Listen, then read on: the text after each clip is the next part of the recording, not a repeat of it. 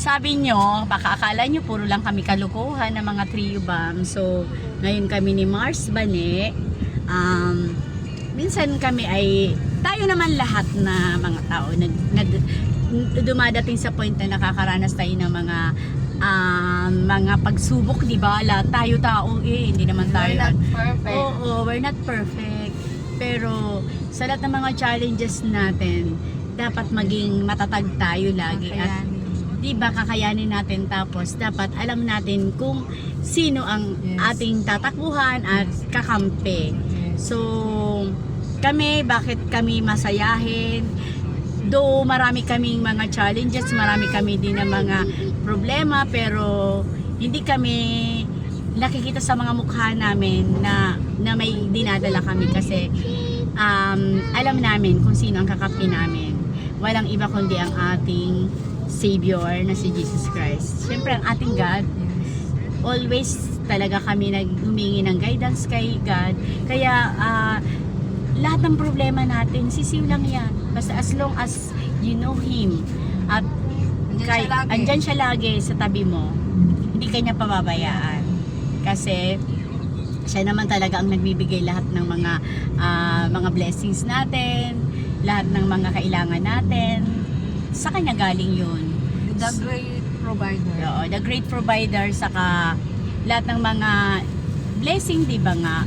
Saka yung problema natin, siya din po ang nagpapalakas sa atin. Walang iba.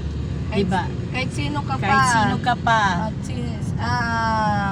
kahit ang dami mo na nagawa dahil unconditional love ang love niya. Yes. Love niya tayo lahat.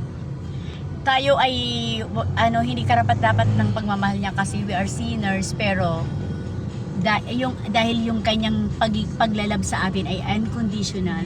So, yun, love na love niya tayo at pinatawad niya tayo sa ating mga kasalanan. Tinubos. Oo, tinubos niya nga yung pagsisendya ng kanyang bugtong na anak na si Jesus. Yun ang kabayaran ng ating mga kasalanan. Yun ang way ni God ng pagmamahal niya sa atin. Kaya ang ating kailangan natin lang na natanggapin at accept sa ating mga nag-iisang Panginoon. Oo, na siya ang ating nag-iisang Panginoon at nag-iisang tagapagligtas. Yun, sinong walang iba kundi si Jesus Christ. So, iyon po. Kaya kami hindi kami lalo kahit in any circumstance, hindi nagpapabaya ang Lord sa atin. Tandaan lang natin yan lagi. So, ano man ang hamon sa buhay, just go with the flow. Kasama sa buhay dito Yes. sa mundong ibabaw. Yes. O, yan.